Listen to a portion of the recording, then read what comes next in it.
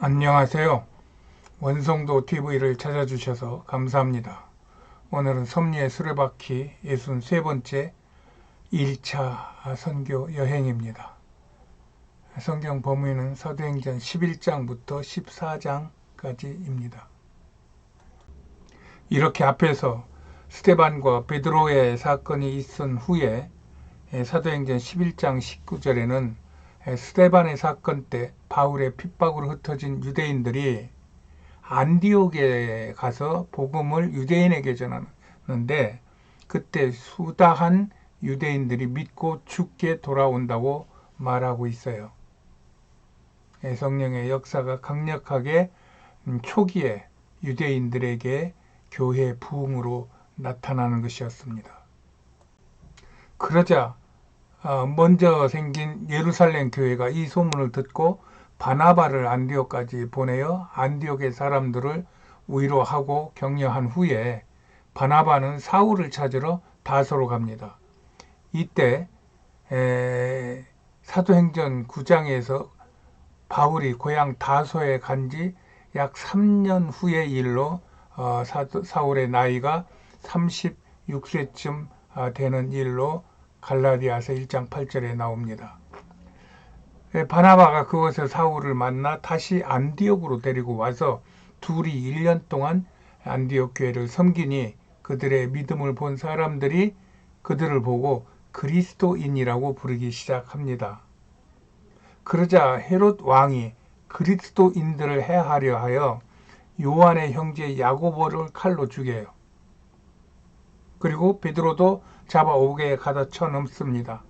그리하여 죽이려 하였으나 그 전날에 천사들이 베드로를 데리고 나가는데 간수들이 보고도 멀뚱멀뚱 눈만 뜨고 보고 있지 어찌 할 바를 모르고 있는 사이에 베드로는 빠져나와 마가 요한의 집에서 기도하던 사람들 앞에 나타나 그들을 위로합니다. 그리고 자기가 있었던 일을 소상히 간증하고 그들을 위로하고 떠납니다. 대신에 베드로를 죽이려 하던 헤롯은 하나님이 독벌레를 쏘아 죽게 하였으니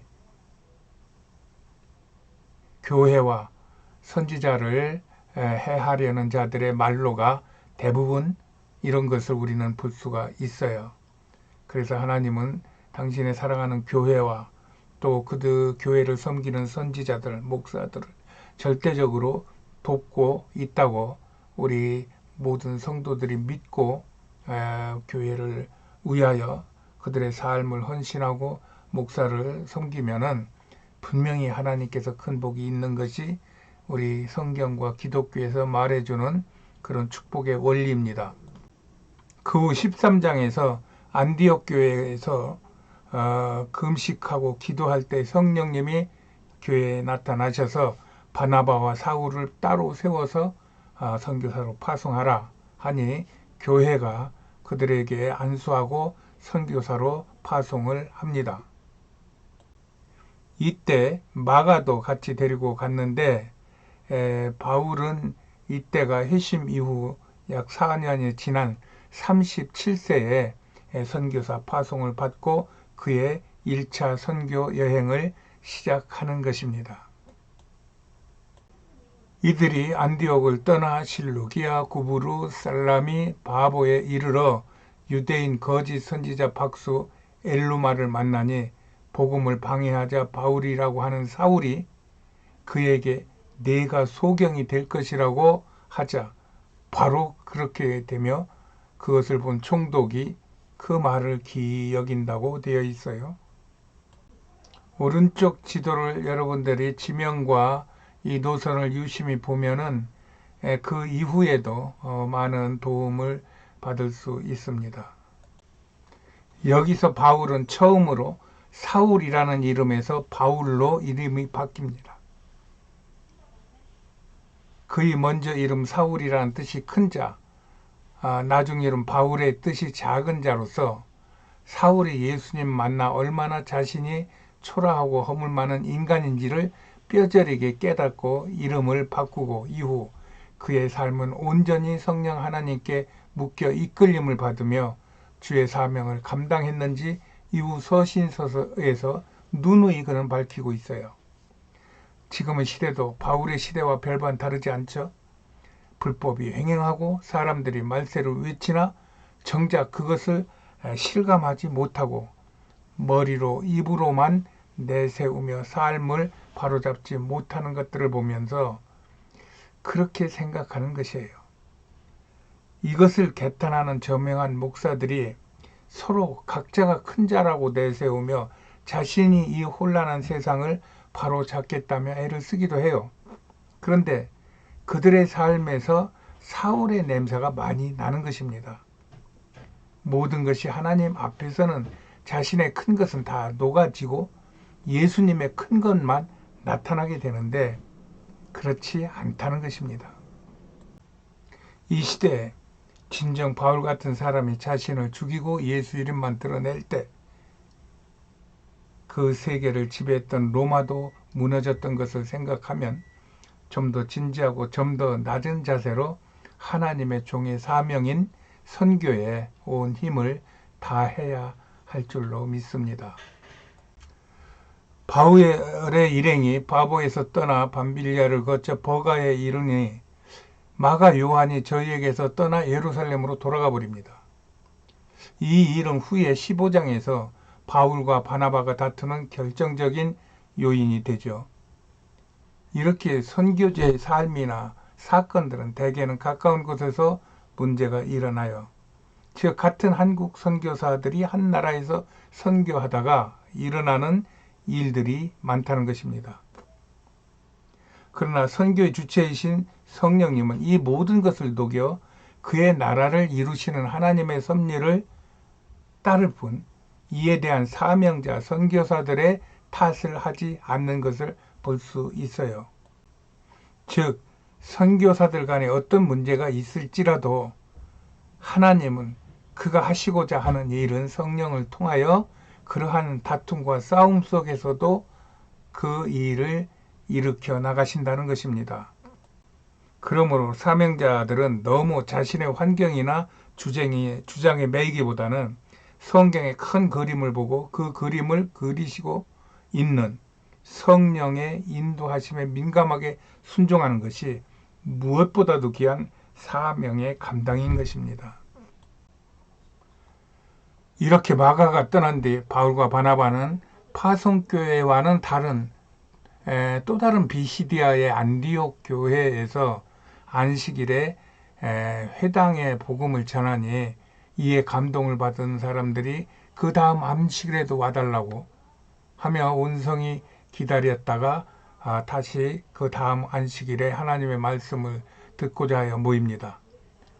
그러자 이번에도 유대인들이 시기가 가득하여 바울의 말한 것을 변박하고 방해하자 바울과 바나바가 하나님의 말씀을 마땅히 너희에게 먼저 전하는 것이 마땅하나 너희가 안 받으니 이 복음이 이방인에게 전해질 것이라고 그들에게 먼지를 털고 그들에게서 나옵니다.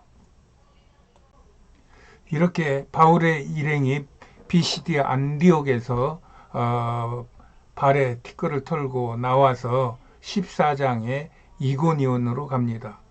이고니온에서 두 사도가 주를 힘입어 담대하게 복음을 전하니 주께서 저희 손으로 표적과 기사를 행하게 하여 유대와 헬라의 허다한 무리가 믿어요.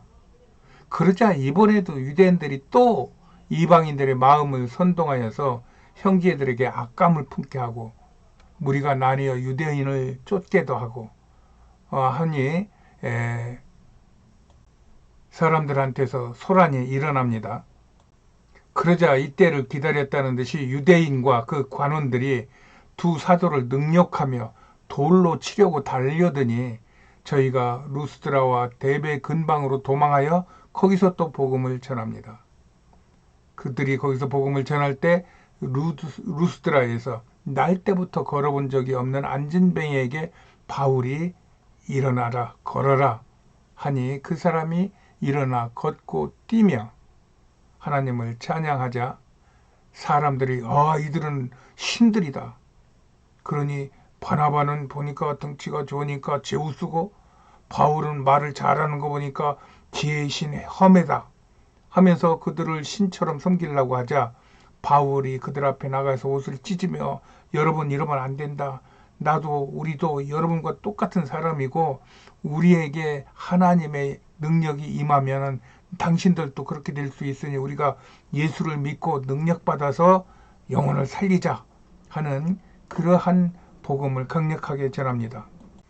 그러자 유대인들이 안디옥과 이곤에서부터 쫓아나와서 더 합세를 해가지고 돌로 바울을 쳐서 바울이 죽은 줄 알고 성 밖에 내다 버립니다.